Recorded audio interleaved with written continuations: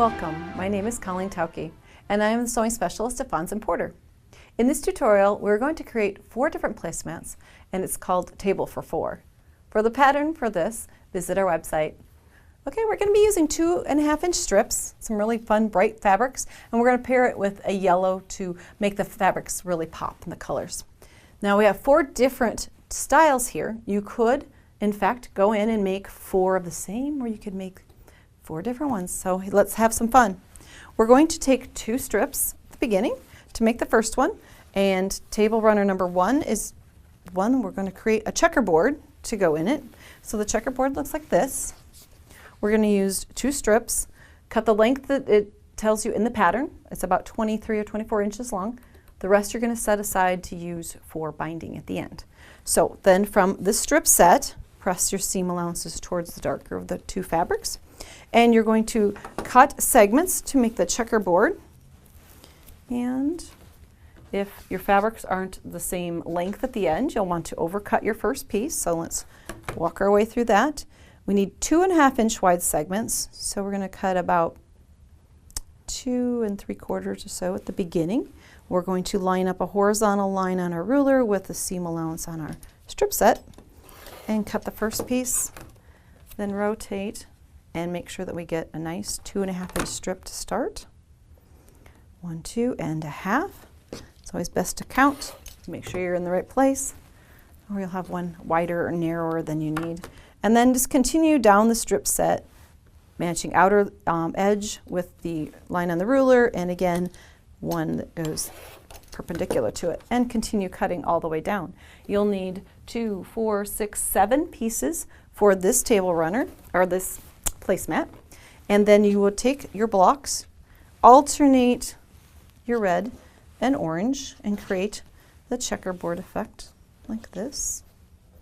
Down through, press your seam allowances all in one direction, and you've created the strip that goes through your placemat. Now you'll need, according to the instructions, follow, you'll need a rectangle on one side, and you will be cutting these to a 12.5-inch length, because we're working with leftover pieces and creating wonderful projects. We're going to have you cut that pieced area to 12.5 inches. So in order to do that, we would come in, and we need 12.5 on our ruler, and we're going to center it so that we get the piece out that we want. And we're going to try to divide up the leftover spacing, so we're going to cut about here. So we're going to come to 12.5, and I'm going to rotate my mat just so I can make a nice neat cut. Trim here, and then turn our ruler. We've devised the patterns so that we could use a lot of the strips that we've had remaining from our previous projects. Great way to make a hostess gift or a Christmas present for someone. So here we go. We can divide up the space, even or uneven, however it turns out. Then you would join these to create your placemat. Now, that's placemat number, or letter A. Second one, we're going to work with another set of strip sets like this, and we're going to be cutting diamond shapes. We're trying to get to this. This is our end goal. So, in order to cut off of this strip, we're going to take a ruler. On your ruler, you'll notice there are different degree of angles, 60, 45, and 30. We want the 45-degree line, so when we turn it over, we're going to take a piece of painter's tape, and we're going to place it along the 45-degree line, like this. It's going to be our guide for when we come in to cut. Now, when we lay it onto our strip, you'll notice we can lay that painter's tape right along the bottom of our strip. And what we want is to stay on the strip, but right to the corner. Okay? So we've got it positioned correctly. We're going to make our first little cut. Take this piece off like that. Whoops. And then we want to cut 2.5-inch increments along our strip set.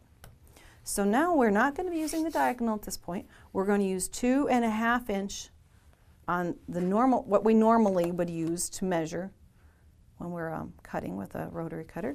1, 2 1/2 matches up with the cut line there. So then we're going to come across and cut segments and continue cutting like that all the way down the strip. 1, 2 1/2. There's a diagram in a pattern, so it'll tell you exactly how to place everything. And that way you'll get the accurate cutting you want and the shapes you're looking for. Okay, so you would continue all the way down. Now, we have to rearrange in order to create this. So, if we look at, I'm just going to pretend that's my diagram, like in my pattern, and I would orient it like this. Then one with light, with dark. And I have some spare parts since we didn't get time to cut everything. Okay, we'll lay this one here. Now, there's one extra piece right here. Remember that first cut we made? This little piece? He can go right here. Now, join rows together, just like you would do when you were piecing. You are going to want to come in with a pin. If you want these intersections to be just like they kiss, point to point, you're going to want to take a pin, go approximately 1/4 inch from, or at 1/4 inch from the cut edge down into the seam, and then on the piece underneath, do the exact same thing, 1/4 inch in from the cut edge, and put a pin matching those two intersections. It's kind of a tricky thing at first, the first time you do it, but the more times you do it, the better you get. So we're going to leave this one in as kind of the North Pole, keeping everything together, and then we're going to put a little pin in, take a nice little bite through all the layers, hold those together, and we'll 1/4 inch seam all along here. And that will be creating these seams. And I'll show you the back side. Here we go. I've pressed all the seam allowances in one direction here, and that creates this piece that you see. Now, again, this is going to be an oversized piece, so you're going to want to come in and cut a 12 1/2 inch piece, again, just like we did with the checkerboard, and then that will be the column for your second placemat. Now we're on to placemat number 3. This is a piece that goes into the third placemat. Again, we're going to create strip sets, and then we're going to be cutting it apart. I'll simulate what our strip set was, a red and a purple. I cut it apart just like we did in the checkerboard one. Now you'll see that there's kind of a jump back and forth. And what we did is added a rectangle as a spacer, and it makes a completely different pattern than just a checkerboard. So what we've created here, we'll just simulate it right here. We've got the piece added at the end, so now it's a rectangle, 2 squares. The next piece would come in, and the rectangle is added to the purple side this time. Next step would be to add the rectangle to the red side, and then all of a sudden you realize that there's a pattern going on. We've created now this design. Again, I've marked here 12 1/2 inches is what we want out of this piece for our placemat. So that's placemat number 3. Now we're on to the last one. The last one's kind of fun because it's triangles. And we don't always use triangles very often, but this is an interesting way to create a different design. So here we have what we're going for. This is what our aim is.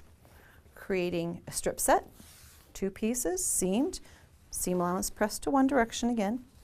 In the pattern you'll find the template for a triangle. It looks like this. It has a little flat top on it. I've cut it out of template plastic, and I've actually marked it because once I get done doing one, I might decide I want to make some more of those, and I don't want to go off searching for the template, so marked it, which pattern and what page it was found on, so I can use it again.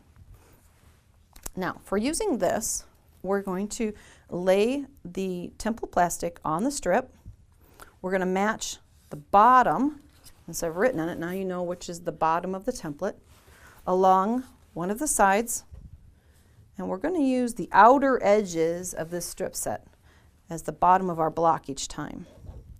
And I'm just going to come in and draw lines. I'm just going to follow it along. It's kind of a traditional way to transfer a pattern. We're going back to the old ways. Sometimes they work the best.